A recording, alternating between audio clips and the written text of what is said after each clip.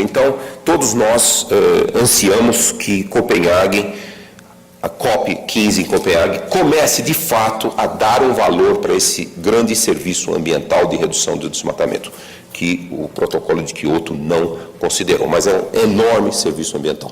Aqui no Brasil, redução do desmatamento, reflorestamento, sequestro biológico de carbono em solos agrícolas e substituição de biocombustíveis são as grandes possibilidades do Brasil.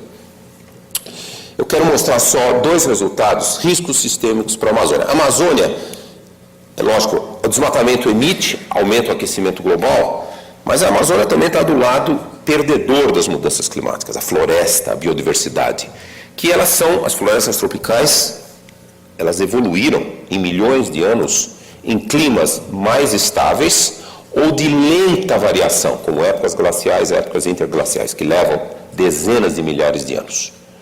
De repente, uma floresta riquíssima em biodiversidade é sujeita a uma rápida variação climática. A Amazônia está do lado perdedor, e eu quero mostrar dois resultados aqui de pesquisa. Quer dizer, pode o aquecimento global e o desmatamento causar desequilíbrios que, inclusive, ameaçam a própria existência da floresta? Então, nós temos feito muita pesquisa aqui no Brasil e tentar entender todas essas forças de transformação na Amazônia, desmatamento, a degradação, o aquecimento global, o efeito das secas, extremos climáticos e o efeito do fogo. Todos eles estão interligados. É um processo extremamente complexo, onde existem interações e sinergias. Nós quebramos isso nesses quatro, nós estamos tentando analisar o efeito de cada um deles, do desmatamento isoladamente, do aquecimento global, do fogo e das secas,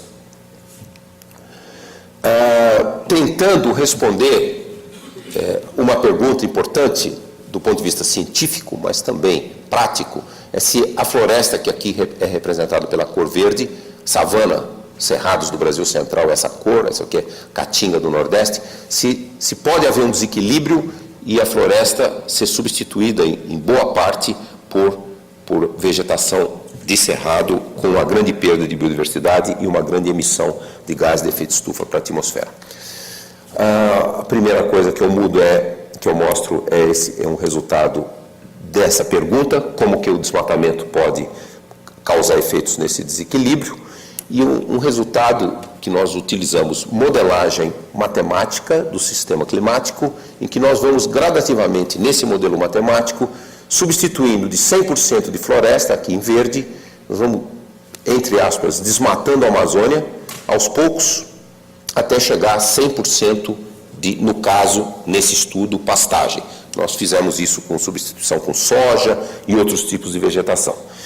E o resultado mostra, e aqui são os desmatamentos, essa cor vermelha significa a pastagem, e aqui qual seria a vegetação de equilíbrio que resultaria se nós desmatássemos, por exemplo, 40% e depois abandonássemos e perguntássemos, o que volta? A floresta volta? Essa é a pergunta. E esse modelo matemático indicou que a floresta não volta em toda essa área que seria substituído por savana. Esse número, então, é um número, vamos dizer assim, um primeiro número, que a gente chamaria um tipping point, um ponto de quebra. Se o desmatamento da Amazônia passar de 40%, há um grande risco do sistema ir para um outro estado de equilíbrio, que é savanas dominando boa parte da Amazônia, o leste da Amazônia. Então, essa é um tipping point de desmatamento. E também nós perguntamos o que poderia acontecer com esses equilíbrios se o planeta continuar aquecendo.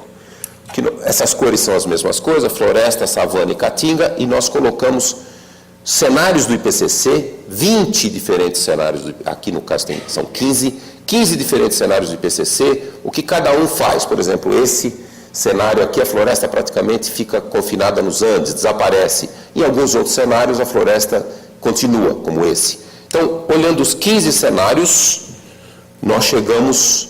A maioria deles mostram realmente uma diminuição da floresta. Alguns cenários mostram essa cor aqui no semiárido, significa deserto, vegetação realmente desértica, no meio do semiárido do Nordeste, na Caatinga. E o resultado, de forma simplificada, é, no final do século, se as temperaturas continuarem Se as emissões continuarem sem controle, esse é um cenário de emissões crescendo muito, nós teríamos toda essa área em vermelha com alto risco de já ter se tornado savana e essa área em amarela num processo de savanização, processo de virar uma savana. Essa savana que nós temos calculado, ela não é a riquíssima savana do Brasil central, ela não é o cerrado, ela é uma vegetação típica de savana, mas muito empobrecida de biodiversidade e também de biomassa. É uma savana bem empobrecida. Então esse é um risco. Eu fiquei muito feliz de ouvir o ministro Sérgio Rezende na abertura já se referir que nós precisamos de ciência e tecnologia para encontrar alternativas para a Amazônia, que é esse realmente o tom e o espírito do que eu vou falar aqui e também dessa análise, dessa reflexão da Academia Brasileira de Ciências. Eu digo aqui o nosso grande desafio, a nossa grande oportunidade. A Amazônia, logicamente, é todo o Brasil, mas a Amazônia é porque é mais difícil, porque nós não temos paradigmas para copiar de desenvolvimento da Amazônia.